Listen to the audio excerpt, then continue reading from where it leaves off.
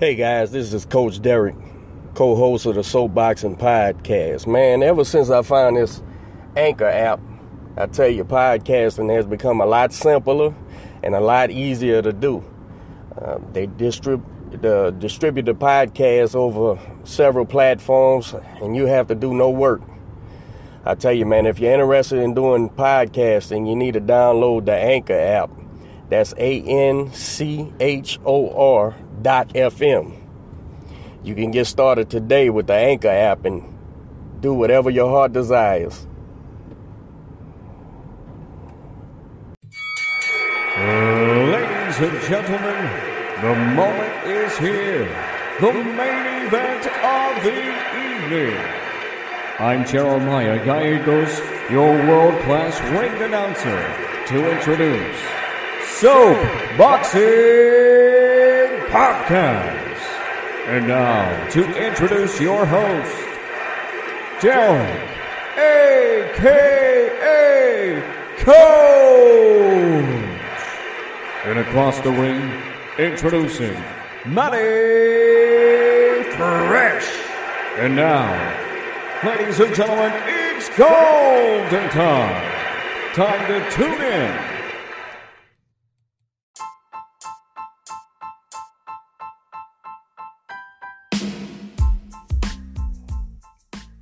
Hey guys, this is Coach Derek. I want to give a shout out to our new sponsor, Pueblo Boxing. Y'all be sure to check out Pueblo Boxing. They have unique and high quality boxing gear and novelty gifts. You can find the gear at soloboxing.com. That's SOLO boxing.com. Check it out, man. They do quality work.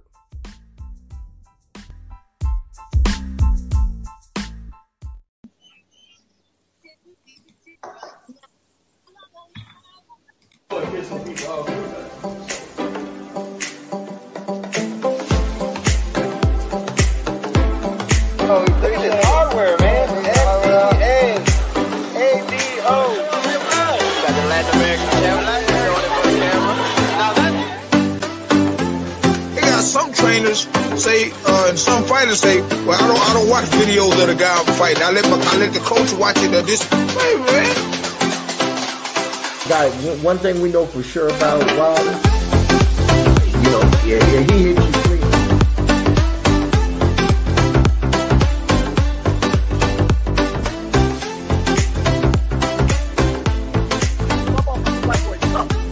Right. And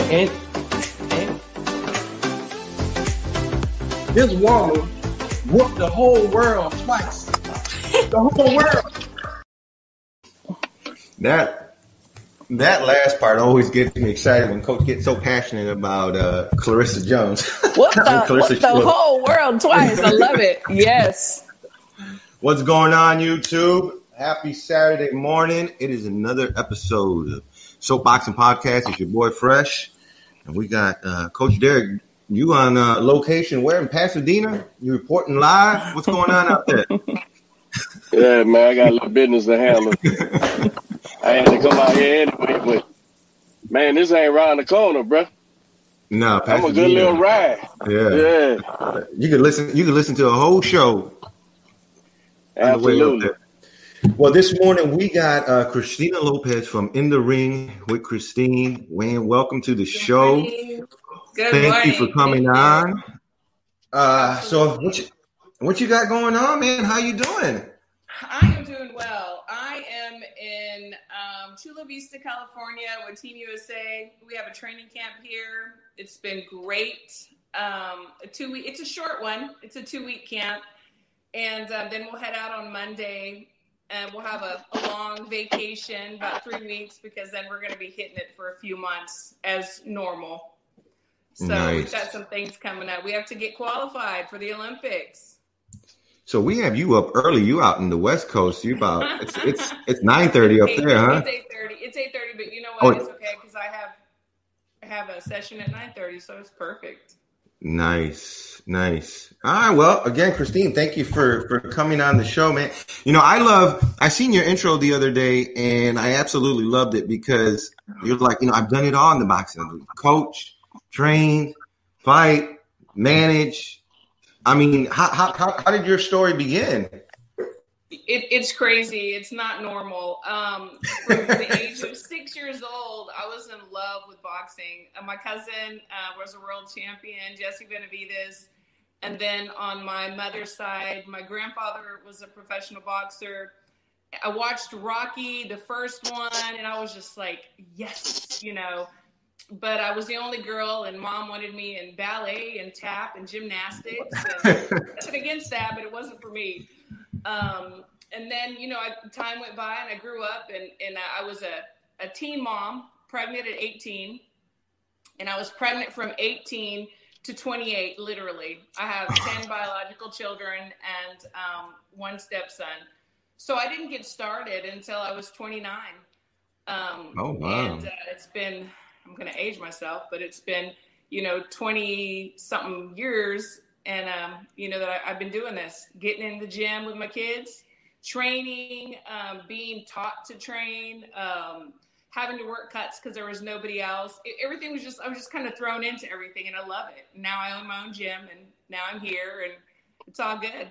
Nice. Well, for having 10 kids and being in the boxing world, I mean, you look absolutely stunning. I thought you were like 28, 29. So yeah. So maybe that's the secret. Kids in boxing will keep you young. Yes. It might. Hey, I don't meet too many people that got me beat in the kid department. Oh yeah. Yeah, you got me by 2. You better catch up. Yeah. You still have time. Man, shit. Not the kid. Not the mama took care of that, the last one. Right. But right. yeah. Man, that's busy. That's busy right there. And then you say you started getting involved with boxing at 29? I was 29. Yes. I was 29. I'm 50 years old. I have 10 grandchildren. And now the second part of my life, I'm getting to live every dream that I've had. And it's such a blessing. I like that, man. You ain't wasting it. Yeah. Ain't got time to kick your heels up. You got work to do. Absolutely. That are you in Colorado, or what? Is that where you live? No, where you live? I actually live in Dallas. So myself and the other coaches, we come from all different parts of the United States, except, of course, Billy Walsh. He's there. He's our head coach. He's there in Colorado. Right now, the training center is closed because of COVID. So we have to go to different locations. And here in California, this used to belong to it was part of the Olympic Training Center, but California bought it, and they still have athletes here training, but it's not part of the Olympic Training Center. So we get to come and do our thing, and we just go different places, you know, to get our training in. I know. I think I first became aware of you. You know, talking about Q and posting about Q. Yes. I asked Jeff one day. I said, "Man, who is this lady, man, Christine, bro?" I said, "She's involved in everything," and he gave you high marks. Oh. And he said, "Man, she's doing everything, coaching and the media, the everything." So then I started following everything. I said, "Man, she's everywhere." And then I see you going to camps and stuff, you know, with the guys for with the team. I said, "Man, what she gonna do? And how you do all that?" Man, I remember when Jeff, like 3 years ago, was trying to get me to, you know, apply to be a nat. I said, "Jeff, man, I don't like amateur boxing, man. I hate this shit." And he was like, "Nah, man, we need some trainers, man. But there was no way I was gonna be able to do it, you know, with my job and my family here in Houston. But I'll be watching from afar, man, and you sticking and moving everywhere, man. That's impressive. That's impressive. I appreciate it. I love it. I'm living a dream. I love Jeff, by the way. He's so funny that, you know, that guy keeps us in stitches. He didn't come this camp. He wanted to take a little break. You know, he had to kill some deer. You know, I'm sure you saw pictures of deer and stuff. So, but he'll be on the next camp and traveling with us.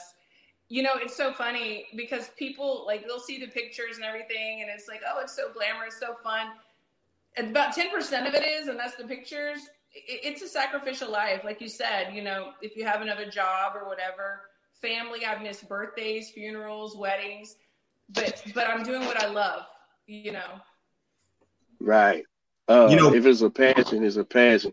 Not many in boxing see any glamour or any benefit other than being involved in what you love. But go ahead, Manny. What you about to say? No, I was just going to ask her. Being involved in boxing, all these years. When was it that you thought about the media part of it? Because I see the stuff that you post, the interviews, the video content is absolutely great. How did you start that, and why? This is a funny story. So I'm really a shy person. I really am. I didn't ever like to be in the spotlight. I didn't want to be in the forefront of anything. I always pushed my husband there, but it was like, no, I always somehow evolved up front. But I guess about 3 years ago, a friend of mine, she said, hey, I want to do media and I would love for you to do it with me. We can, we got on a radio show. We started doing it. I really started liking it. And then we ended up parting ways, and I just kept it going. It's so fun because I love talking to the fighters. I love talking to coaches. I love talking to everybody in boxing. And because I know a little bit, I kind of like ask a little bit of the different questions. And it's fun. I love traveling for fights. I'm going to try to go to Canelo, I'm going to try to go to Ryan. I see that you'll be going to those fights. Yes. What do you like better, being interviewed or doing the interviewing? You know what? I love it both. The funny thing is that sometimes I feel like when I'm being interviewed, I start to kind of move my chair. Like if I'm going to interview you, I'm like, oh, so what do you think about? And I'm saying, okay, hold on. I'm going to be interviewed. I like it both. I love talking about boxing, and especially people that know what they're talking about. So both is fabulous. Perfect. Well, Derek usually knows what he's talking about when it comes to boxing. I think so. Hey, when man to say, hell, about 2 years now, I guess, or a little longer than that. He said, Coach, we gonna do it. You listen to podcasts? I said, yeah, man, I listen to all kind of podcasts, man. That's my thing. I got on it, several years ago. He said, all right, bro, we need to do a boxing podcast. And I said, God damn, I thought of every podcast except a boxing podcast. Why the hell didn't I think of a boxing podcast? Right? He started laughing. And we said, but you know what? I get on my wife's nerves so much because it's 24 hours boxing. So this just added more boxing. So she like, here we go with this shit.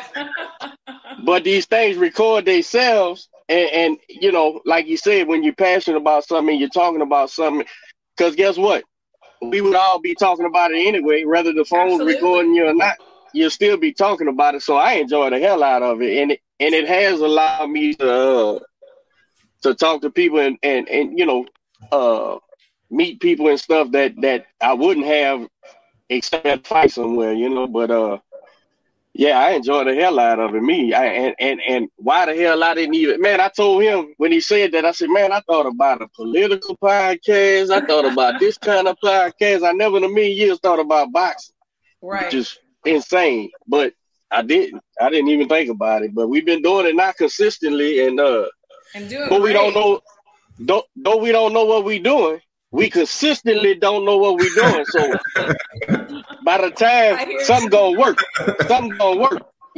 we constantly doing it. So I enjoy it, man, and enjoy watching the other people, watching your stuff and hell, I be trying to learn. The thing about it's like with boxing, I tell the guys quick, I say, look, bro, I think the worstest thing a boxing coach could do is say, I know the answers to everything, or I'm only gonna stick to my answers. I said, because here's where I come from. I come from a place, regardless of boxing history or my family and all that type of stuff. My number one main concern is my fighter being successful. Mm-hmm. And I don't give a shit if something looks strange or whatever. If I'm paying attention and it's working and it's helping, we gonna do it. That's just what it is. Absolutely. Now, Absolutely. now experience teaches me that, you know, a whole bunch of shit I don't gotta try. I look and say that's silly, but stuff that works and I see and I learn, man, I always keep an open mind and ask people. Me and Jeff, that's all we talk is boxing. You know, in private, like, man, what you doing with this? Man, I should have did this. We need to do that. So I enjoy that process and understanding that a trainer needs to evolve constantly, because each individual is brings a whole different set of skills or lack thereof. Yes. Or lack thereof. So when we doing this podcast, I'm saying let me watch the ones I enjoy and see what they doing right, and then and I ain't afraid. I ain't shy. I ask anybody anything. Hey, how you do that shit? Because I'm trying to do that. Yeah, right. I ain't about your graphics. I was like, how'd you right. Stuff like that. And I'm all thumbs, but we getting it done. So I'm enjoying the ride, and you're one of the ones I wanted to reach out to get on the show, man. Especially how involved you are with the USA Boxing, the young champions, and all the people you support and help, my kids and everybody else. I say, man, we need to get Christine on this thing, man. I thank you. It's my pleasure. It really is. You know, it's so funny that what you're talking about with the boxing and the different styles. And yeah, there's a basic way of boxing, but then everybody has their talents and their weaknesses. I was just talking about that with Jenny Fuchs, and we were talking. And speaking of that, you know, Q, he didn't have the orthodox amateur style that's like textbook, you know, but nobody could beat him. You know, I loved that kid. I still do. That's because I didn't know it. My coaching didn't come from amateur boxing, right? Yeah. We fought as kids, and then I was done with fighting as a kid, and a buddy of mine that turned pro, he actually reached out and said, bro, I need your help in the gym, man. And so I learned to develop professional fighters regardless of how. And so the first day walking the gym, I said, son, the reason why I'm going to know what to do with you is because, believe it or not, I was built just like you as a kid. Mm-hmm. I said, and secondly, I know exactly your advantages, but more importantly, I know your hindrances and how to hide them and sharpen them. Yes, thank you. You hide them. Thank you. Right. So, and I never go in fights going, you know, what's this amateur style? What they looking? No. We gonna win. And by the time you turn professional, watch what we do. And that's, you know, and he's taught me things. You know, I was silly like, you know, you need to start boxing so young and all that. Man, that dude completely changed my mind about that. Yeah. Because now when a 15, 17, hell, 20-year-old just made 21. And now he's 30 and look at the things he's done and hopefully will do. So he's changed my mind about things, but I'm not closed-minded to that. I'm saying if a kid comes to the Chateau Fresh, I say, when the kid comes into the gym and he say, man, I want to be a fighter, I'm much more apt to believe him if he's 20 because he ain't got no reason to be here. His mom and daddy ain't brought him up here. So if he could make the paces and earn it, we might could do something with him, you know. So it's just all part of that evolution, man. And when I hear fight trainers, some of them I know, and they say, you know, well, that ain't how I do it, man. So if he don't fit me, it just ain't gonna work. I said, well, that's kind of like admitting your limitations as a trainer. That's saying, nah, if it takes this to win, well, I can't do it, so I need somebody else. And I don't believe in that, man.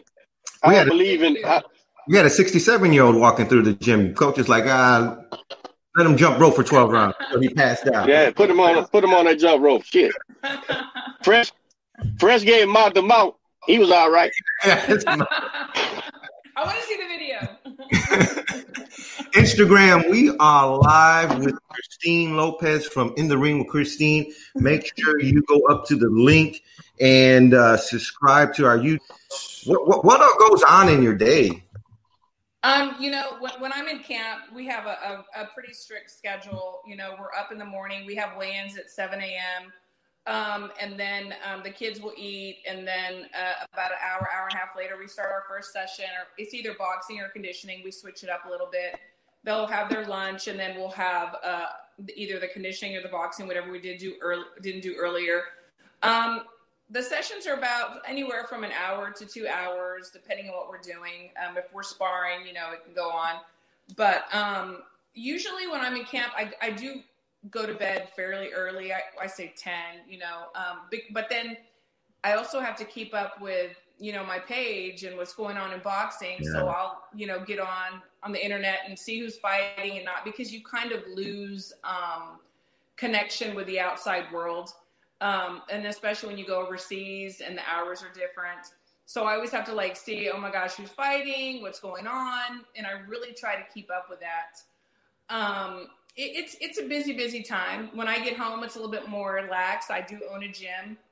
We have 2 sessions, a morning session and an evening session. It's at 9 in the morning. So it's not too early. So I'll get my stuff done in the morning, go to the gym, come home, do my wifely, motherly things around the house, and then go back to the gym. It's constant. Before COVID, I was also traveling to cover fights. But I love it. And I have a very supportive husband. I mean, he knows I'm crazy.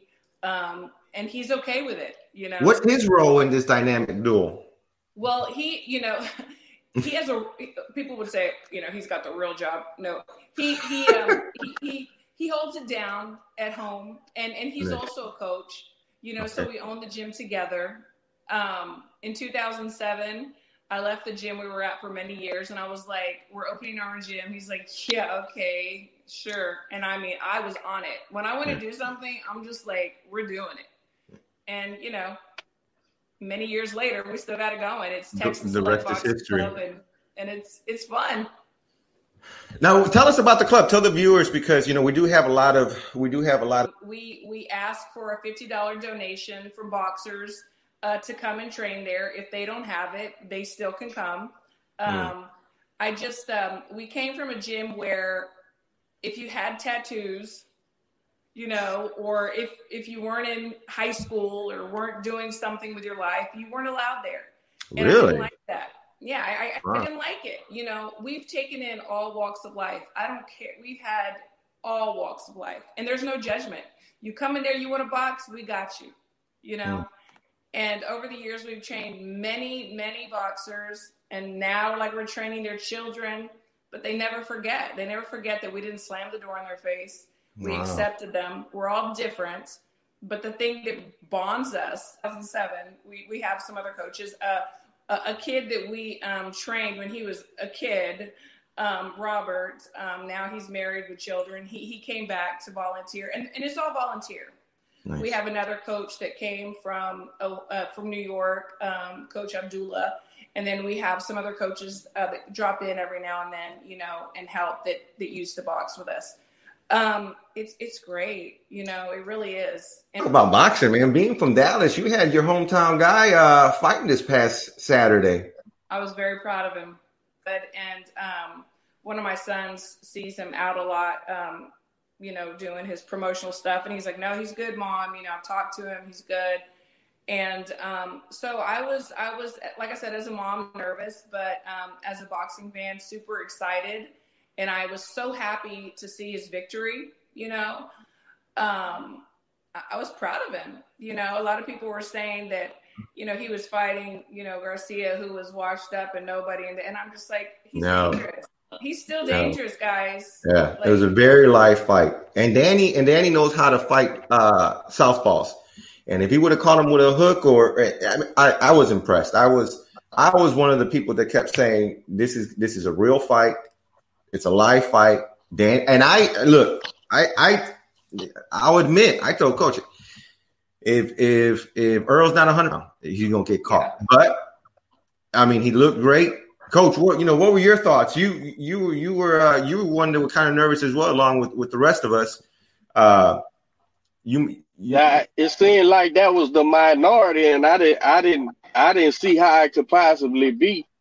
I was scared to death. Me, yeah. I said I don't see how a kid could have that sort of head trauma that comes with a accident like that. 13 months later, he's about to get hit in the head by elite welterweight, and I didn't really see this ain't no fight people that much. I guess he chose, game plan, high, not pressing the gas, and I said this kid's gonna come forward on Earl and try to fight him, and he did.